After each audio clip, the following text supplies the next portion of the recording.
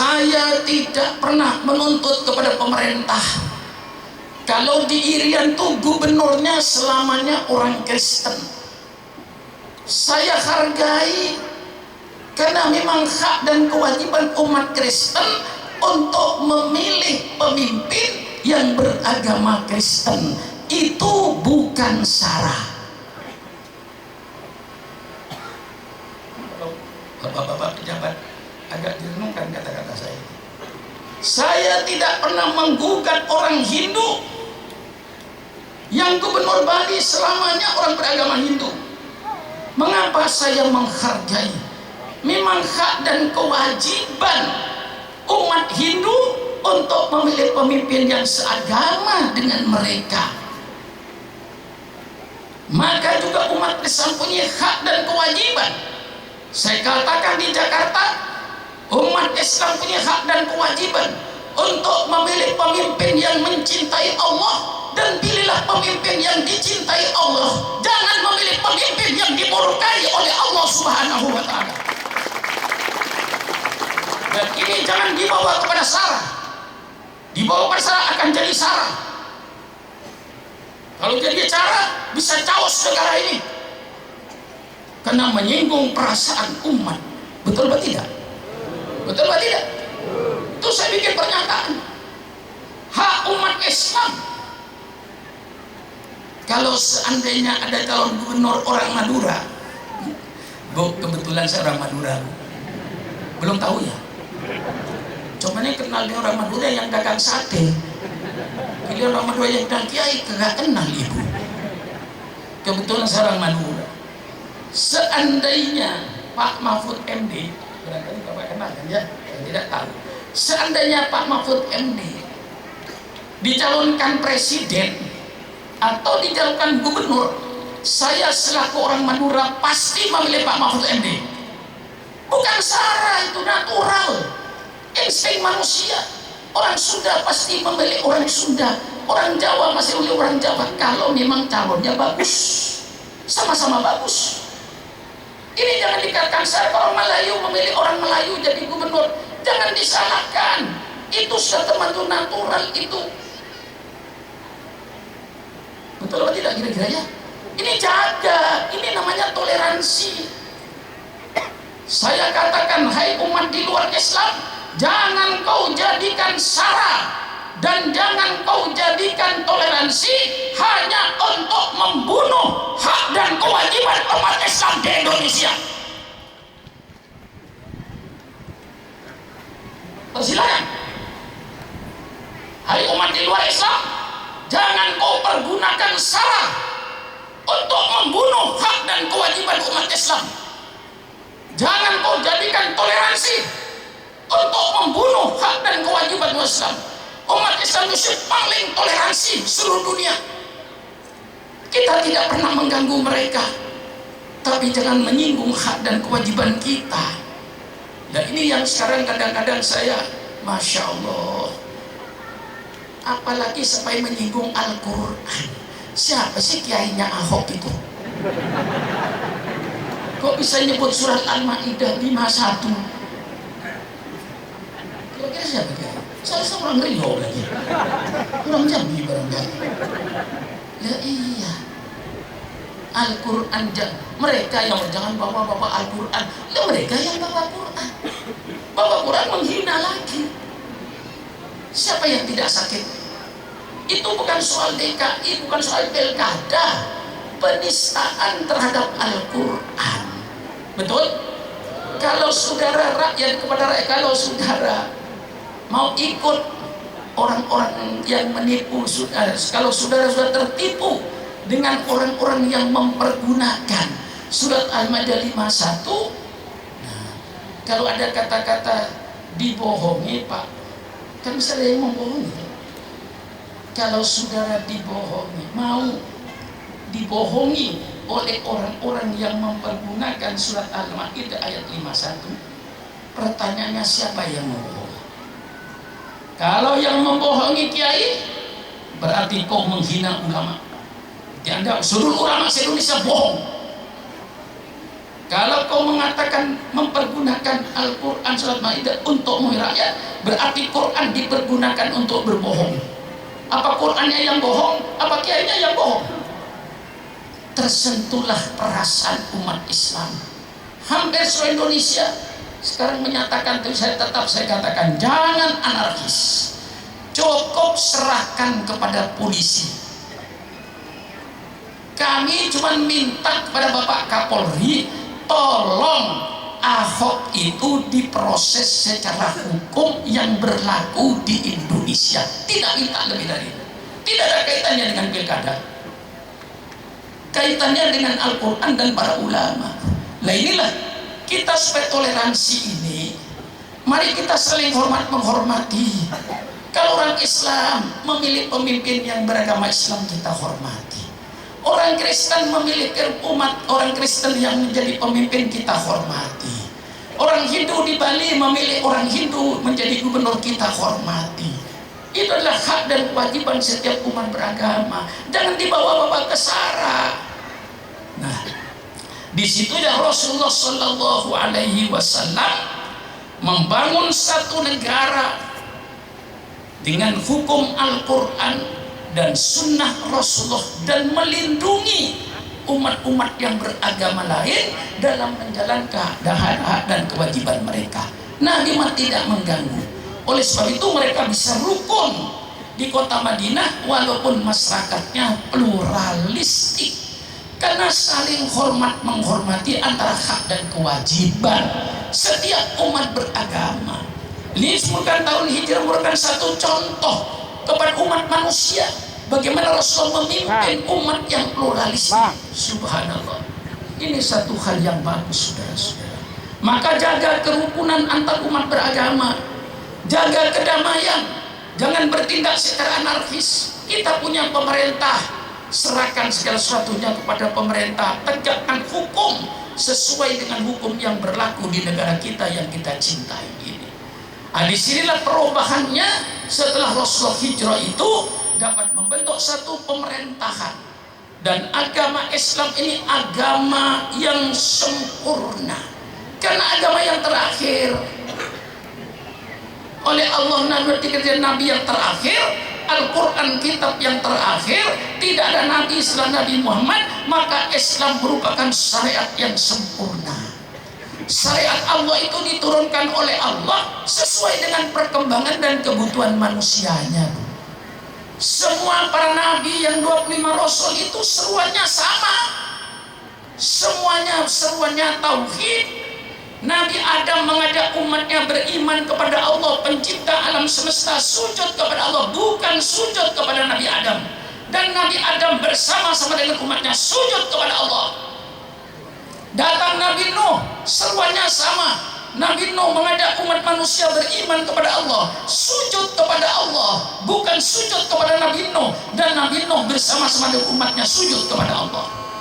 Datang Nabi Ibrahim alaihissalam, seruannya sama. Nabi Ibrahim mengajak umat manusia beriman kepada Allah, sujud kepada Allah, bukan sujud kepada Nabi Ibrahim.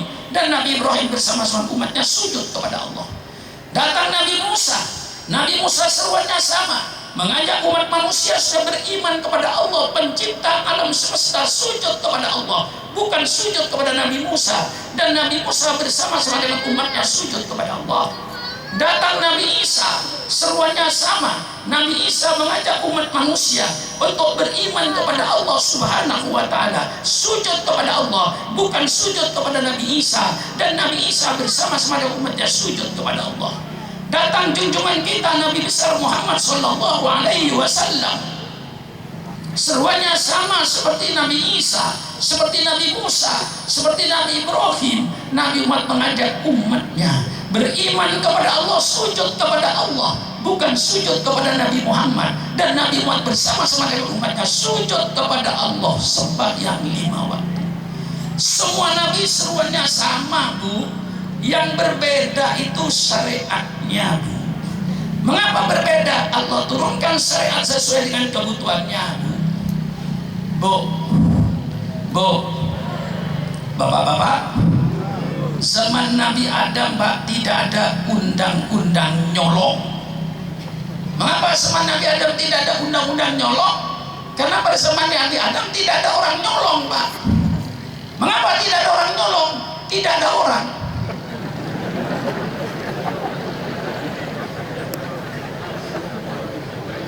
Mengapa sebenarnya kalah? Siapa yang mau nyolong? Yang ada Nabi Adam dan Siti Hawa berdua. Nggak ada Singapura, nggak ada Malaysia, nggak ada Mekah, nggak ada. Yang ada dunia. Semua kebun kelapa sawit kepunyaan Nabi Nuh dan istrinya.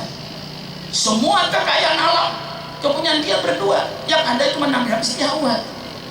Tidak ada orang nyolong. Kok apa bikin orang-orang undang-undang nyolong? Orang nyolong tidak ada. Mengapa tidak ada orang nyolong? Tidak ada orang.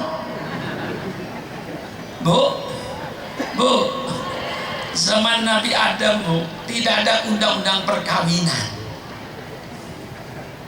Mengapa tidak ada undang-undang perkawinan seperti kita sekarang? Karena zaman Nabi Adam tidak ada orang kawin, Bu. Mengapa tidak ada orang kawin? Mengapa tidak ada orang kawin? Mengapa tidak ada orang kawin? Ya tidak ada orang. Siapa mau jadikan besan? Nabi Adam dengan anak-anaknya waktu itu oleh Allah hukum diperbolehkan. Kakak kandung kawin dengan adik kandung kawin dengan kakak kandung zaman Nabi ada. Kalau sekarang di Jabung ada anak ingin kawin dengan adik kandungnya sendiri karena cantik, itu orang salah lahir. Mestinya itu lahirnya zaman Nabi Adam. Datang Nabi Nuh, sempurnakan. Datang Nabi Ibrahim, sempurnakan. Datang Nabi Musa, sempurnakan.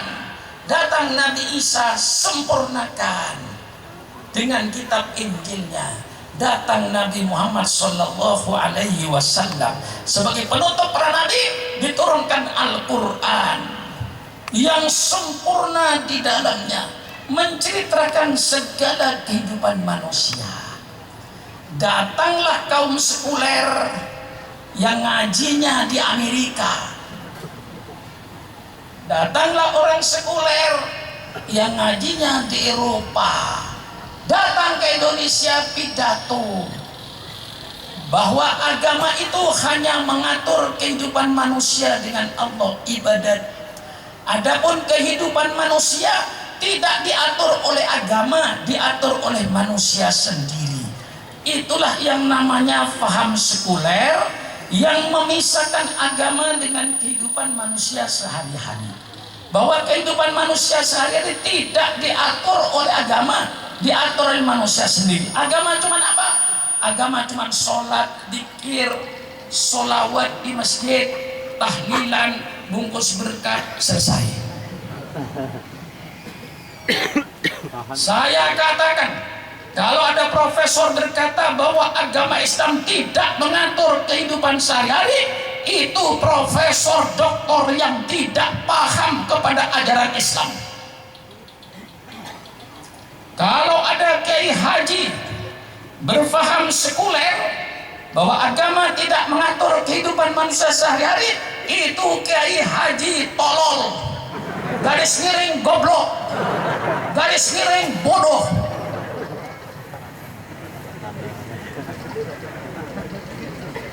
Betul tidak? Apa yang tidak diatur oleh Islam, Bu? Dari hebatnya Islam, mulai masuk WC diatur. Betul? Masuk WC, sebelum masuk WC, Allahumma inni a'udzubika minal khubuthi wal khaba'is. Masuk WC dengan kaki kiri untuk menunjukkan itu tempat kotor. Di dalam WC tidak boleh lama-lama. Hei, bapak-bapak, masuk WC bawa rokok satu pak.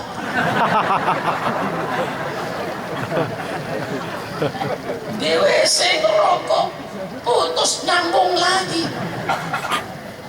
Dilarang oleh agama itu, betul Kiai? Dilarang oleh agama itu, gak benar. Di luar orang antri sakit perut, di dalam enak ngerokok. Hei, yang kumisan, jangan bawa rokok ke WC. Kalau perlu tidak usah rokok. Di dalam WC tuntaskan najisnya itu, jangan ada sisanya. Untuk tuntas disunahkan Rasulullah berdehem, Bu.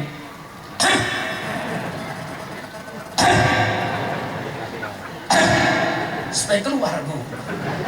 Setelah keluar, sucikan najis itu supaya suci, hilang baunya, hilang warnanya, hilang rasanya. Tidak ada sistem bersuci yang lebih tinggi daripada Islam. Bersih itu belum tentu suci, tapi suci pasti bersih. Kenapa? Syaratnya suci. Najis tadi hilang warnanya, hilang baunya, hilang rasanya. Kalau itu berupa minuman keras atau daging babi. Maka kalau ibu, bapak-bapak istinja, bahasa Jawanya cebok, bahasa Melayunya ya sama ya. Siram, gosok, jangan main kira-kira. Tes dulu ujung jarinya, masih berbau apa tidak? Masih berbau, tidak sah sholatnya. Siram lagi sampai hilang baunya.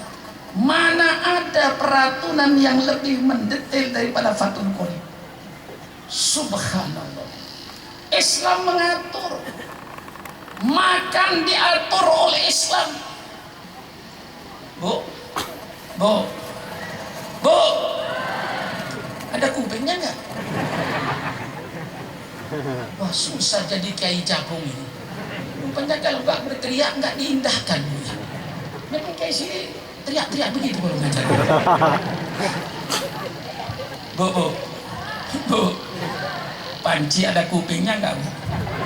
Berapa? Penggorengan ada kupingnya nggak, Bu? Berapa? Ibu ada kupingnya nggak, Bu? Berapa? Persis sama. Loh, mau marah Ibu? Kan Ibu yang jawab. Sama nggak, Bu? Sama. Tidak, Pak Kiai. Kalau kuping panci untuk pegangan, Pak Kiai. Betul? Kuping penggorengan untuk pegangan, Pak Kiai. Kalau kuping saya, Pak Kiai, untuk mendengarkan nasihat. Betul, Bu? Betul, Bu? Kalau kupingnya tidak dipergunakan untuk mendengarkan nasihat, sama dengan kuping panci.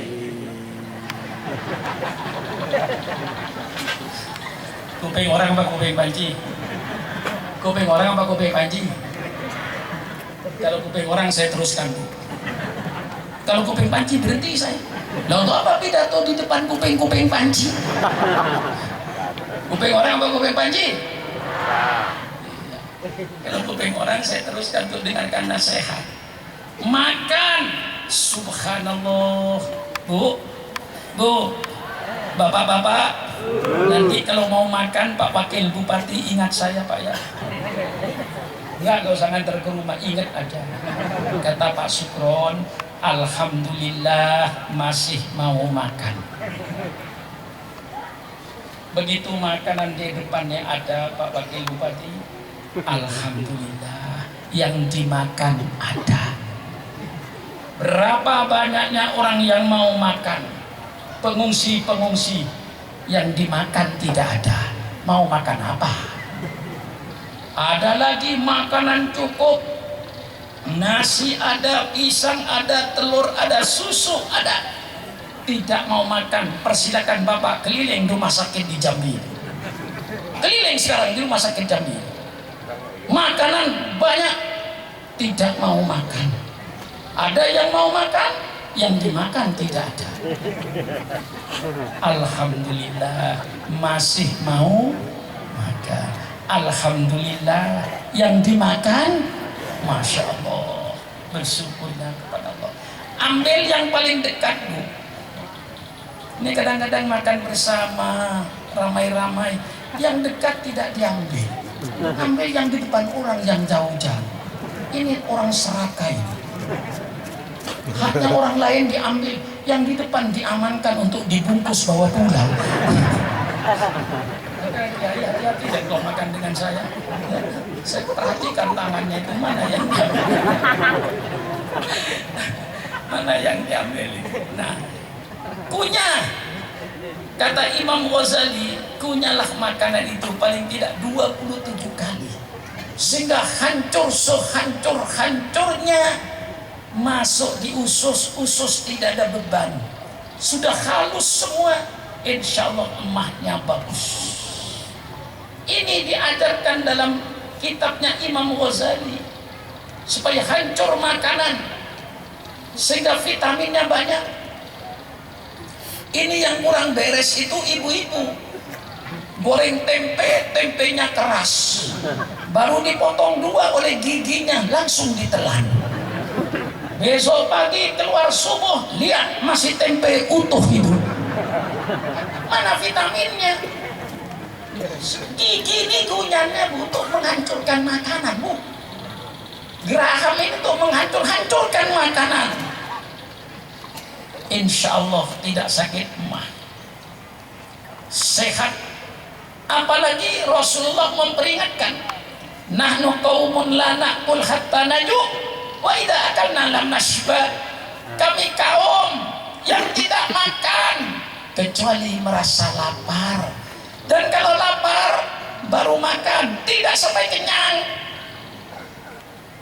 Masya Allah, Pak Wakil Bupati, ini menjadi nasihat dokter. Tapi nasihat itu nunggu orang setelah sakit emah, baru dokter bilang, Bapak sakit emah ya, tolong Pak kemana saja bawa roti Pak. Kalau terasa perih segera makan Pak, tapi jangan kenyang. Kan begitu, ada dokter enggak? Begitu nasihat dokter itu.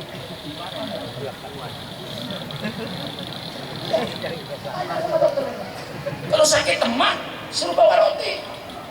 Gimana merasa lapar? Makan roti. Tidak boleh kenyang.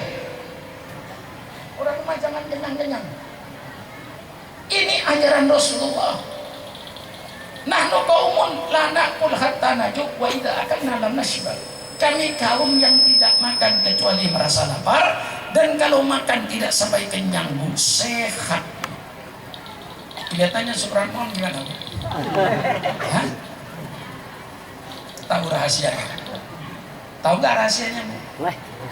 Hah? Ingin tahu? Hah? Ingin tahu rahasianya?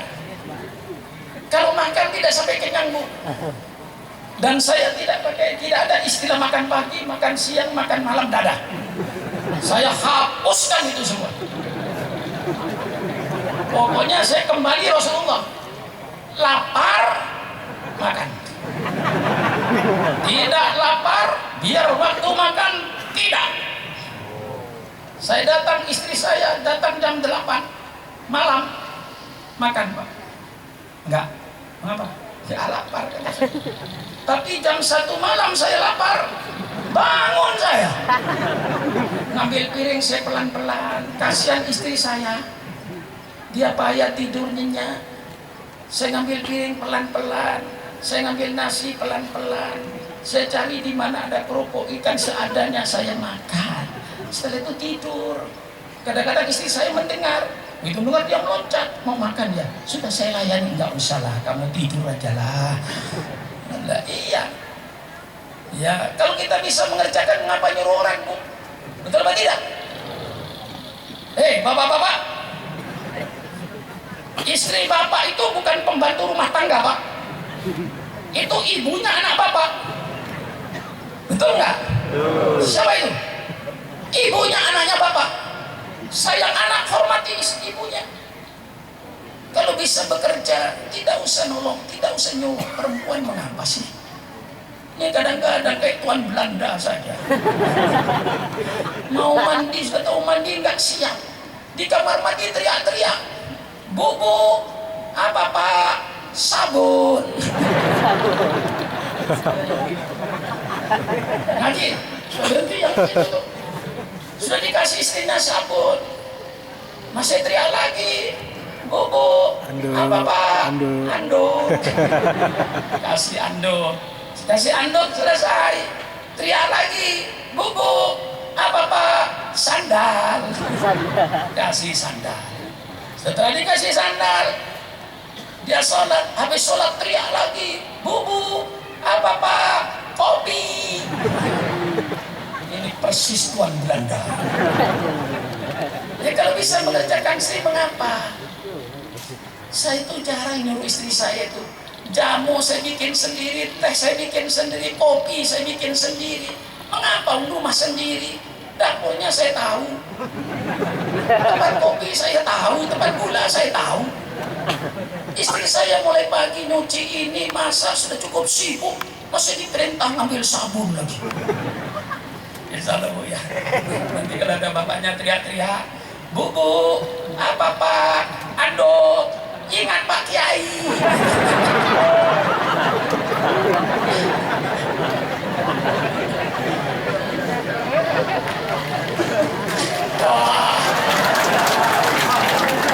Tepuk tangan kok. Dengarkan lanjutannya. Kalau bapaknya bikin kopi sendiri, istrinya cuma nonton. Bapaknya nyuci sarung sendiri, istrinya cuma nonton. Perempuan begitu pulangkan sama mertuanya, kau gak tahu diri.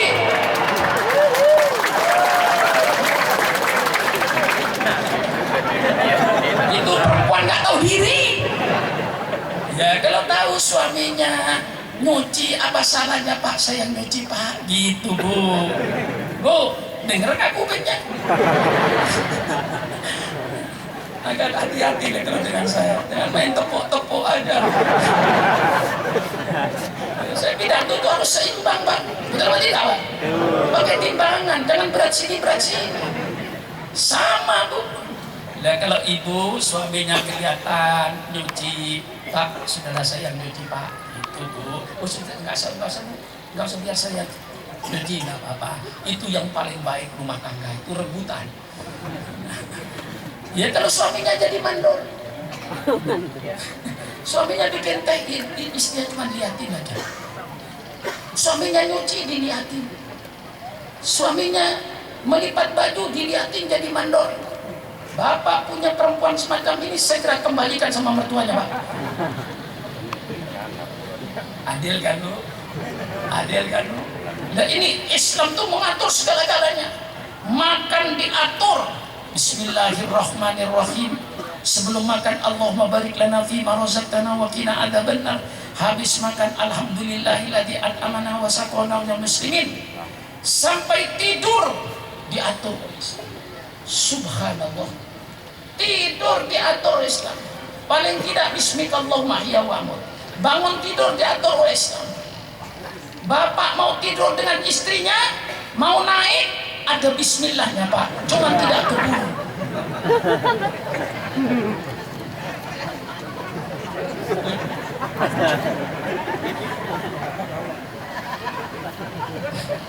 Pak, saya ajarkan bismillahnya Pak.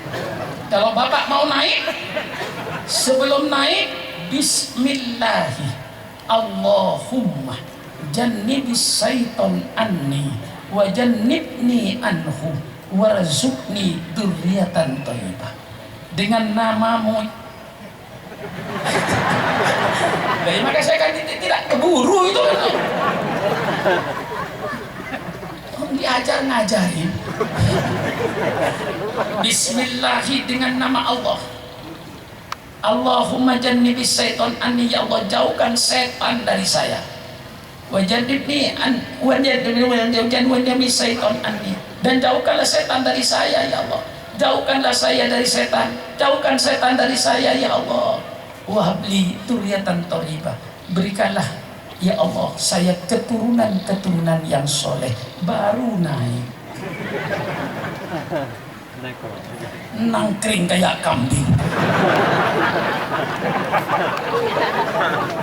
Maka ibu yang muda-muda, yang kau yang